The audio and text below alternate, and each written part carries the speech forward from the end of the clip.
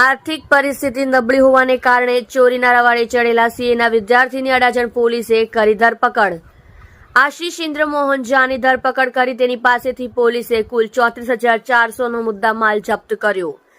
આરોપી સીએનો અભ્યાસ કરી રહ્યો છે। આરોપી લોકોના મોપેડના ડિક્કીમાંથી રોકડા રૂપિયા અને કિંમતી વસ્તુઓની ચોરી કરતો હતો, જે મામલે અડાજણ પોલીસ સ્ટેશનમાં ફરિયાદ નોંધાવવામાં આવી હતી।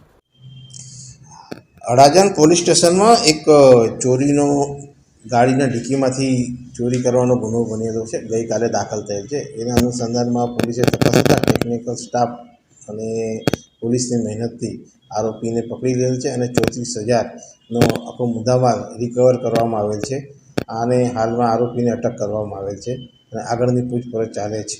અગાઉ આ કામના આરોપી અત્યારે તો પૂછપરછ કરતાં કોઈ બીજા ગુનામાં છે કે કેમ અત્યારે કંઈ બતાવતો નથી, પરંતુ આરોપીના નામદાર કોર્ટમાં કરીને રિમાન્ડની કાર્યવાહી કરીશું, ત્યાર પછી આરોપીને ખબર પડે કે બીજા કોઈ ગુનામાં સંડોવાયેલ છે કેમ। ચોરી કરવાનું કારણ શું? છોકરો અત્યારે ભણે છે આરોપી, અને એને પોતાની આર્થિક સ્થિતિના કારણે ચોરી કરેલી છે।